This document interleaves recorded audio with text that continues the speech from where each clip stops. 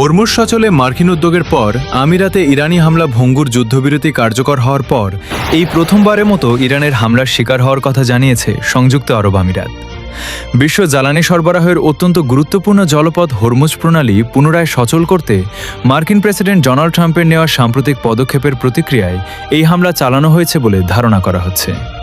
মার্কিন বার্তা সংস্থা এপিএ খবর জানিয়েছে, আমিরাতের প্রতিরক্ষা মন্ত্রণালয় জানিয়েছে ইরান তাদের লক্ষ্য করে 4টি ক্রুজ ক্ষেপণাস্ত্র নিক্ষেপ করেছে। এর মধ্যে 3টি ক্ষেপণাস্ত্রকে ভূপাতিত করা হয়েছে এবং একটি সমুদ্রে গিয়ে পড়েছে।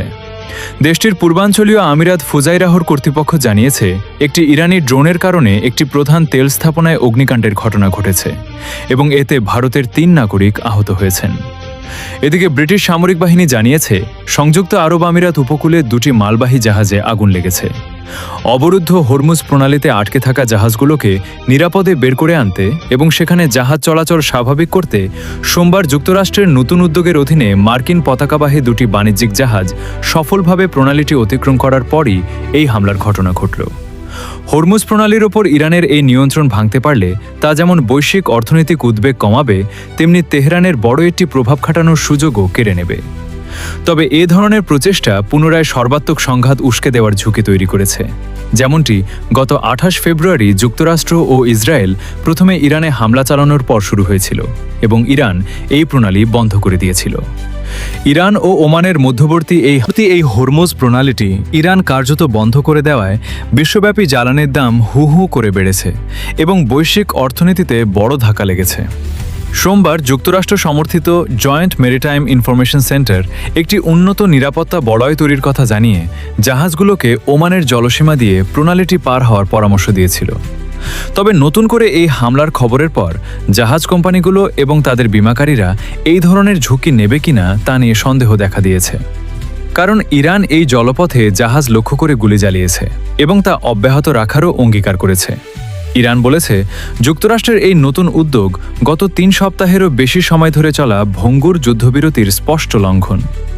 যুক্তরাষ্ট্রের সেন্ট্রাল কমান্ড সেন্টকম জানিয়েছে হরমুজ প্রণালী অতিক্রম করার পর মার্কিন পতাকাবাহী ওই 2টি জাহাজ এখন নিরাপদে নিজেদের গন্তব্যের দিকে এগিয়ে চলেছে। পারস্য উপসাগরে মোতায়েন মার্কিন নৌবাহিনীর গাইডেড মিসাইল ডেস্ট্রয়ারগুলো, ক্ষেপণাস্ত্রবাহী যুদ্ধজাহাজ সেখানে জাহাজ চলাচল স্বাভাবিক করতে সহায়তা করছে। সামাজিক যোগাযোগ মাধ্যম এক্সে দেওয়া এক বিবৃতিতে সেন্টকম জানায় মার্কিন ডেস্ট্রয়ারগুলো এই প্রণালী অতিক্রম করেছে। তবে যুদ্ধজাহাজগুলো কখন সেখানে পৌঁছেছে কিংবা বাণিজ্যিক জাহাজগুলো কখন রওনা হয়েছিল সে বিষয়ে বিস্তারিত কিছু জানানো হয়নি। রবিবার মার্কিন প্রেসিডেন্ট ডোনাল্ড ট্রাম্প যখন এই অবরুদ্ধ জলপথ দিয়ে জাহাজগুলোকে পার করে দেওয়ার ঘোষণা দেন, তখন তিনি সতর্ক করেছিলেন যে জাহাজগুলোকে বাধা দেওয়ার যে কোনো ইরানি প্রচেষ্টার বিরুদ্ধে দুর্ভাগ্যবশত জোরালো পদক্ষেপ নেওয়া হবে। প্রেসিডেন্ট ট্রাম্প এই প্রজেক্ট ফ্রিডম অভিযানকে একটি মানবিক উদ্যোগ হিসেবে বর্ণনা করেছেন, যা যুদ্ধ শুরু হওয়ার পর থেকে পারস্য উপসাগরে আটকে থাকা শত শত জাহাজের নাবিকদের সহায়তার জন্য তৈরি করা হয়েছে। এর আগে ওইসব জাহাজের ক্রুরা জানিয়েছিলেন যে যুদ্ধের শুরুর দিকে তারা জলপথের ওপর দিয়ে ড্রোন ও ক্ষেপণাস্ত্র বিস্ফোরিত হতে দেখেছেন। বর্তমানে তাদের জাহাজে পানীয় জল, খাবার এবং অন্যান্য প্রয়োজনীয় জিনিসপত্রের ঘাটতি দেখা দিয়েছে।